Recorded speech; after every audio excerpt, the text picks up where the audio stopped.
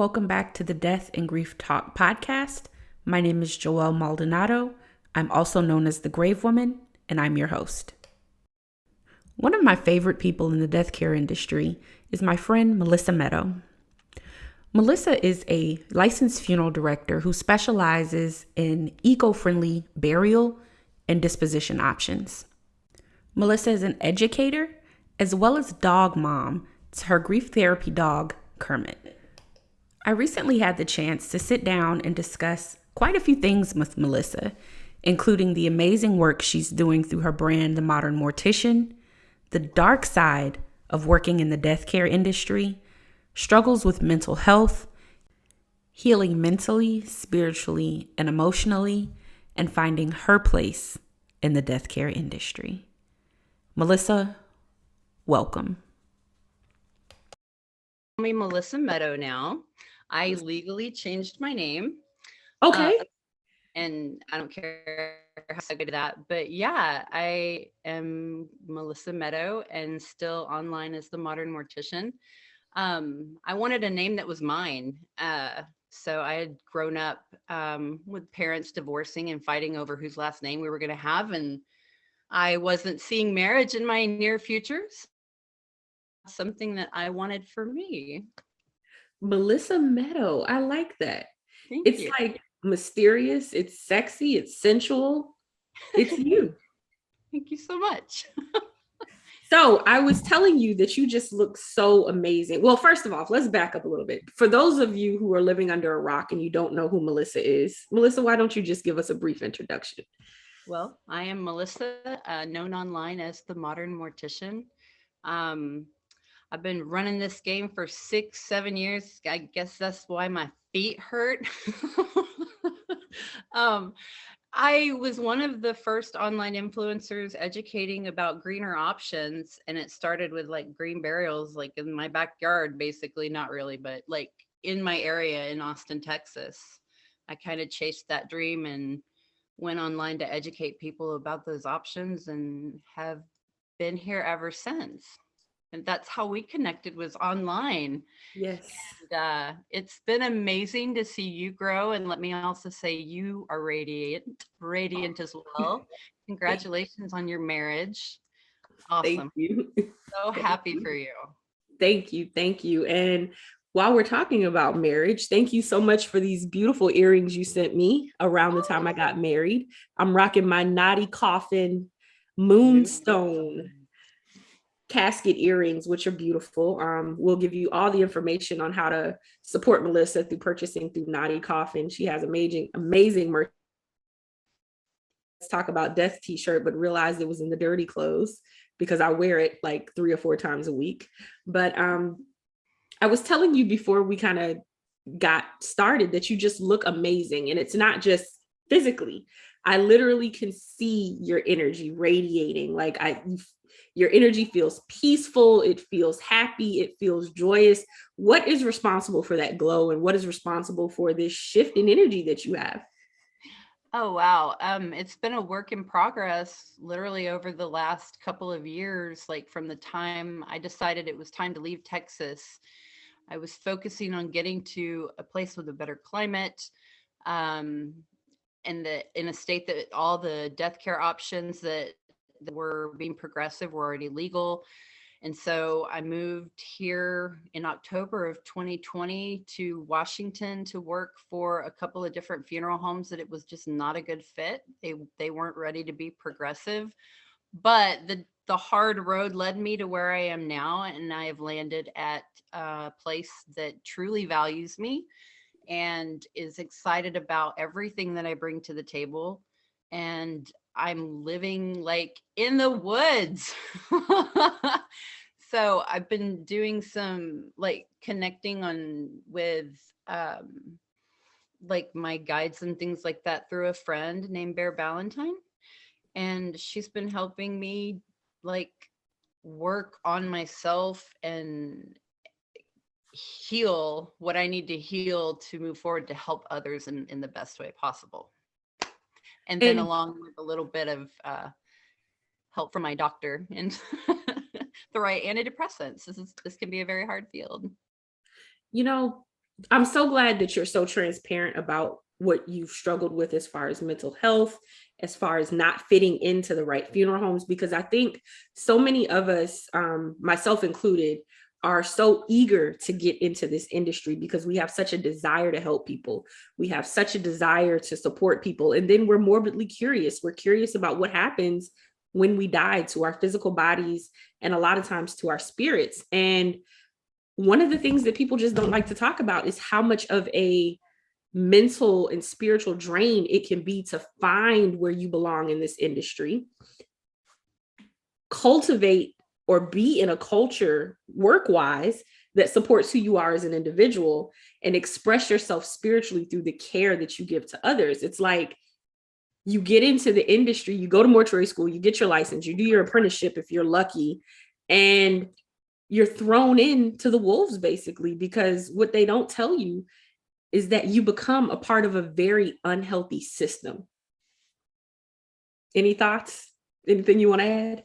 I will say that I had managed to stay out of corporate funeral homes and the traditional funeral homes for the last, 4 years or so prior to moving out here. I was running a green cremation business in Texas. It was a shock to see that so many families were still doing some of the more traditional things.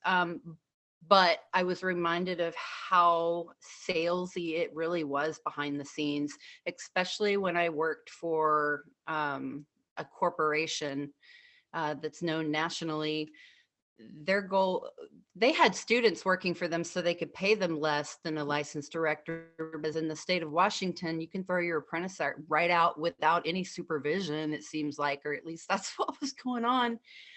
And you've got these folks that are untrained and have no other background in death care other than what they're being taught, and it becomes so predatory so quickly. They send in salespeople first.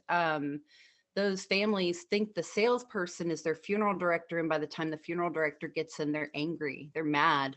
Um, at times, we were so busy at the different funeral homes that I had worked at in the Washington State area, in Washington State, that families were a number at that point. It was churn and burn, churn and burn. And you and I've been there. Like, not every funeral home is like this, and it's genuinely there are better experiences out there to be had, because I feel like, yeah, you know how I feel like these corporations, like a lot of people that get into this for the right reasons, sometimes get burnt out and leave it, or they get swallowed. Yeah. And I mean, I've worked for, I believe, the same corporation at one point, and I felt like a salesperson in both the cemetery side and the funeral home side, and especially, believe it or not, on the embalming side as well. Um, what I'm not saying that these professionals that work in this environment are bad people. The Correct. system that we're put into as professionals, as students, as apprentices, does not allow room for anything other than numbers. Yeah. Yeah. And there are funeral homes out there. There are individuals like yourself, like myself, and other professionals that are out there that are talking about this. And for a long time, it was very taboo. And that is what attracted me to you, honestly, was that you were just like, I don't give a shit. I'm going to tell it like it is. Like, I'm going to speak my mind. And I love that about you. So you mentioned your struggles with mental health and your struggles with finding your place to just fit into this industry. Do you want to talk about that a little bit more? Yeah, absolutely. It was a long, hard road. um, for the longest time, I didn't work for a place that gave me insurance, so I didn't go to the doctor. This business is hard, and I worked myself hard. I made myself available 24/7 for the startups that I worked for. I wasn't getting time off, paid time off, and I wasn't seeing a doctor. So by the time I actually did get insurance, uh, I had some PTSD issues to deal with. I had some depression and anxiety issues to deal with. But I want people to know that this business doesn't mean you're going to have those things happen to you. I didn't have a good support system at home. I didn't have a good work support system. I was being I was the focus for being attacked online, and I wasn't receiving it well, so my energy was negative going out too. Um, but finally getting to a doctor, seeing a therapist, talking to a spiritual healer, like I said, Bear Ballantyne helped me work on myself, um, and focus on grounding techniques to help with my anxiety. Um, I want to say that for those people that have suffered with mental health issues, this is a great month for that because it's Mental Health Awareness Month. There's a place for you in death care, even if you're on the autism spectrum or Asperger's, or there is a place for you in death care. It may take you a while to find it. Keep educating yourself until that place opens up for you, because it took me 2002 to 2022, 20 years to find it. I'm praying for all of you out there and putting it into the highest, that it what I have been through doesn't happen to other people, because I was so eager to work that I worked for some villainous folks. But I also worked for some great people too, and learned great things, and met great people along the way. So I guess the summary of this is, don't give up. There's a place for everyone in death care. I appreciate you being so vulnerable about that, because there are people out there that, even if it's not even something that's caused by working in the death care industry, people have mental health struggles in their everyday life. And that doesn't disqualify you from working in this industry. In my opinion, it makes you that much better, because a lot of the families, we work with some families that have a lot of stuff going on, and to be able to relate to a family can only make you that much of a better funeral director. So thank you so much for sharing that. So what do you do to create a safer place for families? What is the Melissa recipe, if there is one? Honestly, I'm just getting back into the Melissa recipe, because for the last couple of years I was doing it the way that I was being asked to do it. But like, I think being more connected with the families, like your dress clothes, I think, we need to get to a little bit more casual place in some areas. Maybe it helps us connect with the families, because then we don't look like we're trying to sell to them, and it helps us build trust. So the way that you dress, where some people might say dress to the nines on a removal, I say be a little bit more business casual, keep it professional, but you're in their home, you're a guest in their home. You don't want them to feel uncomfortable in your home. Another thing that's a part of the Melissa recipe that I've seen adapted more than it was when I first started doing this was like the plastic bags, not putting them out in front of family members when they're in the house without explaining what's going on. Cause I got so much feedback that it was like a trash bag, incorporating greenery and flowers and stuff into the even simple cremations, if the family was going to be there, like recycle flowers. And I don't know, the Melissa recipe is to really just like listen to what's going on outside the business, because that's where you're going to get the best clues on how to treat somebody when they're inside your business. Does that make sense? It makes 100% sense. My husband and I were watching Breaking Bad a couple days ago, and it was the scene where Jesse and I think Mike are there, and the dad finds out the daughter's dead when she overdosed, and she you know what I'm talking about? They're taking her out. Okay. Well, there's this scene in Breaking Bad where one of the main characters is seeing this woman, and she overdoses, and he has to call the police to inform them that she's passed away. And the removal company or the medical examiner's office comes in, or the forensic team takes her out in one of those big black, basically trash bags. Yeah. And you can tell on the dad's face that he's just completely traumatized by seeing his daughter zipped up in this trash bag. And so when you said that, it made so much sense. However, in mortuary school, they don't tell you that there are any options other than those bags. And those bags serve a purpose, but there are other things that you can do to make the experience less traumatic for the person. So I love that you talked about that. Let's talk a little bit about taking care of our mental health in this industry. That sales pressure, that pressure to perform, that pressure to be on call 24/7, that takes a toll on your Absolutely. mental health. And don't get me wrong, we all have to pay our dues and be on call and do those things. But I think it's just sick that we lose our humanity in a sense. Yeah. Our employers push us and push us, or just the industry pushes and pushes and expects so much. When there's so much technology now that can ease our burden, like using an answering service or using a mortuary service, or having a good relationship with another funeral firm in town, paying people a livable wage, that will That part. always be the biggest thing. I feel so bad for some of the apprentices that aren't getting paid, that they're having to do free clinicals, because I was that apprentice. Yeah. I met a lot that thankfully, are working while they're being paid. I mean, while they're going to school and being paid.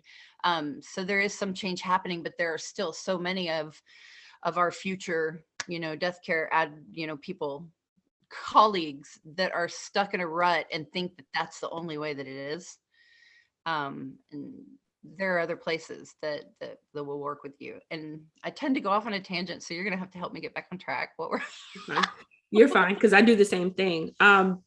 We were talking about our No, spiritual and mental yeah. health care. Um, I know for you, a big part of your self-care, mental health care, spiritual care, whatever you want to call it, is your connection with your service dog, Kermit.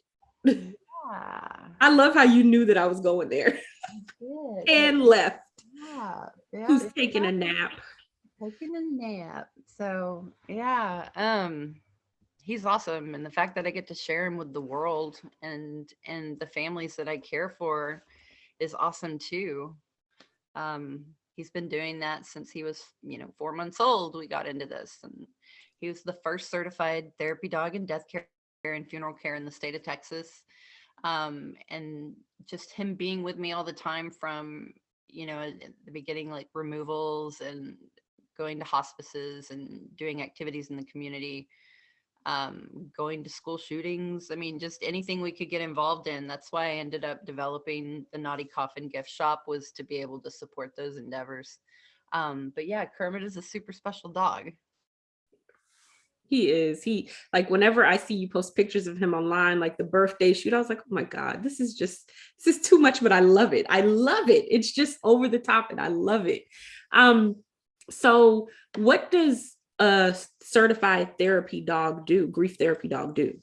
So the title is really certified therapy dog. I kind of threw grief in there because he's around grieving people all the time. There's not a certification for that. But at 1 year of age, they can begin training to be a certified therapy animal, but they have to have their basic, um, it's called the Canine Good Citizenship exam, done first. So all your basic training, like being able to put your dog in a sit, stay in a busy place and walk out of their sight for X number of minutes, other things like hot dog hallway and other stuff.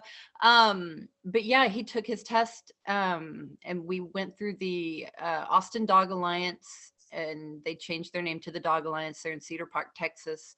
So we got his certification through them, the training and the test, and then we got to start volunteering at Bow Wow Reading for an elementary school, where we'd go to schools once a week, and kids that didn't want to read in front of their classmates would read to the dog. And uh, yeah, so that's what a certified therapy dog does, is their temperament and their behavior is good enough to work in the public, to be insured for X number of dollars. Um, and so you get to volunteer through nonprofits in your area. So if you don't have a therapy dog, those same nonprofits that I would get to work with, you can call them to bring therapy dogs to your funeral home. So you don't have to go through finding the perfect dog. You can find the perfect dog by inviting them into your firm. That's beautiful. So Melissa, you give so much to the death care industry in the forms of education, social media, calling out false information when you see it posted online or in articles, and just making sure that consumers, families, students, and those that are interested in becoming professionals in the death care industry have reliable information. What does working in the death care industry give to Melissa? What do you get from what you do? A lot of heat. When I'm working with families and things like that, it makes up for everything that the death care industry hasn't given me. Okay. Because it has been very difficult from the start. Like when I first went to mortuary school was in 2002, and that's when the women just were starting to get close to equaling the same number of people, men, in classrooms. Again, that's 20 years ago. And now they're dominant. And women identifying are also dominant in the industry. Given me an opportunity to reach others, because even as much as they've hated me and as much as I've angered people, whether it was intentional or not, they have spread my message, or have given me a little bit more of a platform, I guess. I'm not going to give the death industry all the credit, because a lot of it came from me and from my dog and our hard work and the good people that surround me too. Um, but the death care industry has been the challenge that has really kind of helped me grow. Okay. I love that. So this morning in the shower, like that's where I do most of my good thinking, right? Yeah. And I was thinking about formal education. Uh-huh. We as professionals have to go and obtain at least a technical degree or an associate's degree in order to practice professionally here in the United States. Now, there is a 4-year degree. And I was asking myself, is there a master's level death care certificate degree or certification out there? I'm not aware of one. Are you? No, and I'm almost afraid that it would be, I don't think we're ready for it. Because what I've seen is a lot of predatory education online with people that haven't had the experience to be called an expert, like yourself or myself, that are creating classes and misinforming people. So I kind of for a while wanted all the states to be equal. And I know worldwide everybody's education is different, but if we're talking about the US, I felt like for a little bit it should have been a bachelor's degree for every state, Mhm. because we do need business. We do need to know more, about labor, to protect ourselves. If anything, going into the industry, we need to know more psychology to better serve the families we're taking care of. We don't need to focus on anatomy and embalming so much, because there are specific people that is their thing, and there are other people that do great in the front, and we don't all have to be great at everything. Everybody can wear their hat differently. Yeah. Yeah.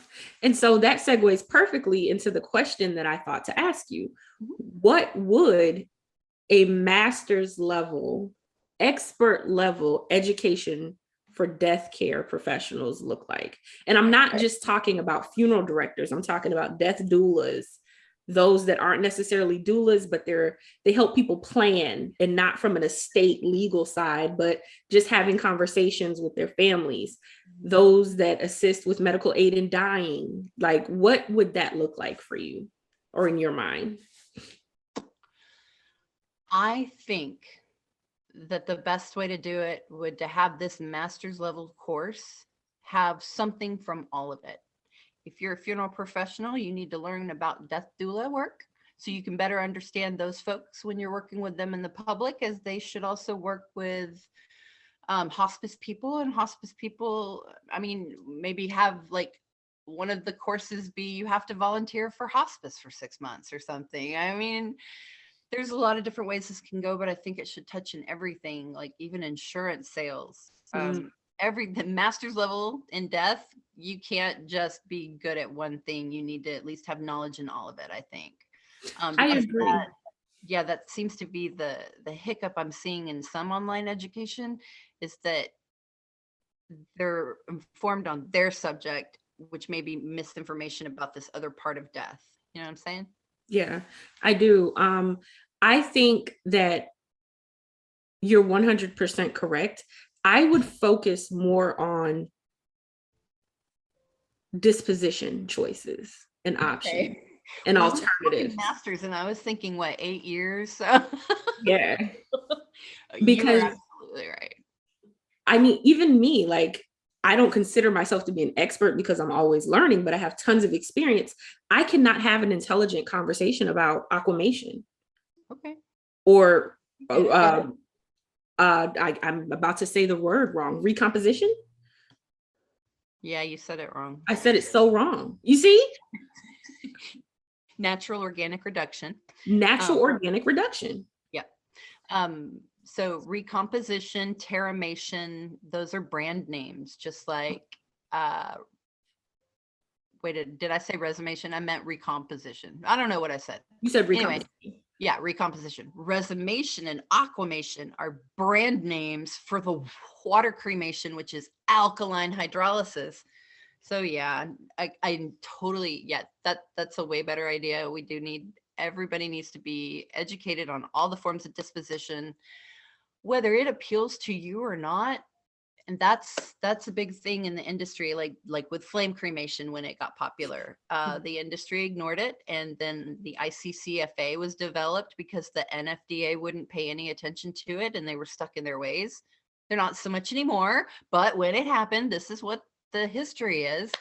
And like, if we're educated on the water cremation, then, you know, we're able to help legislate and get these things legalized for the families that want it, so they don't have to fly out of state for that, or the composting option, you know. Yeah, you're right. So let's talk a little bit about the Naughty Coffin. How I heard you say that that was birthed out of the need to sustain your travels with Kermit. Mm-hmm. You have I think I told you this before, Melissa. Your t-shirts are, I think I've had my t-shirt for at least 3 years. I wear the two t-shirts that you sent me at least 2 or 3 times a week at some point. Awesome. They are the softest, most plus size friendly t-shirt I've ever worn in my life. Awesome. Not only that, the colors that I hate that I don't have it on, but on that Let's Talk About Death have not faded one bit from the first time that I wore it. This is my first time wearing the moonstone earrings, but how did you decide to say, okay, this is what I'm going to offer? This is the t-shirts, the earrings, the jewelry. What was the inspiration behind the items that you chose to offer? Because you could sell anything. You could have offered anything. Why these items? It has just started to evolve. Like, there were other mortuary stores online that are doing an excellent job. Yes. But I needed my own store, you know, to support this endeavor. And these things appealed to me. Like, I was looking for coffin jewelry, you know, that was natural, or, you know, that you could wear professionally to work. In some places you can, and some you can't. To have the educational t-shirts, like the Let's Talk About Death shirt, or now I've got compostable corpse, or I Will Bury You. They are conversation starters. They are not hiding the fact that you are there to talk about what's on your shirt.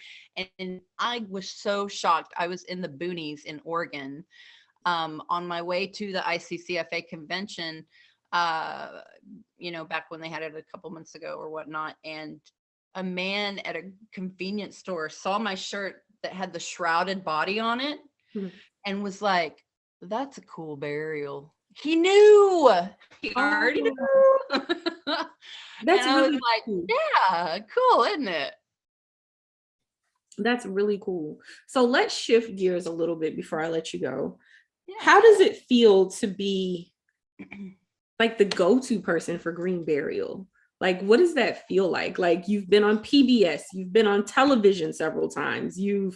I'm pretty sure there's a lot more in the works, but what does that feel like? Like, was this anything that you expected back in 2002 when you were in mortuary school?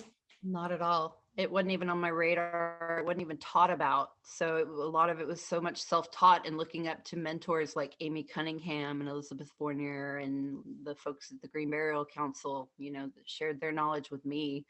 I don't think I'm the go-to. I like being one of the go-tos. It feels good because you know, this is my niche. And I'm really good at learning and educating about these eco-friendly options. And I really hope more people embrace it. Just because it's not for you, it's for somebody, and you're doing a disservice to the people in your community, your friends and your family, if you aren't educated on these choices and how to get them. I agree. So why don't you tell everyone where they can find you, where they can learn from you, how they can support you and Kermit? TheModernMortician.com is finally updated. That'll have a link to the Naughty Coffin, which is spelled KNOTTY .com. But my Instagram is at @the_modern_mortician. You can find me through Joelle. And I have a link tree and all those good things. So, and I respond to my DMs. So if you All the have a time. question, I am happy to answer. I'm here for you. Yes, I can honestly say that you respond to your DMs and rather quickly. Thank you. Thank you so much for being here, Melissa. Thank you for taking time out of your busy day. I am just so happy that you are happy and at peace. That makes me in my heart just so happy. Thank you so much. Yes. Thank you. Thank you. Thank you. And I hope we'll be able to do this again. Yeah, absolutely. Thank you so much for listening. To learn more about our courses, workshops, books, and everything else we have to offer, visit www.thegravewoman.com.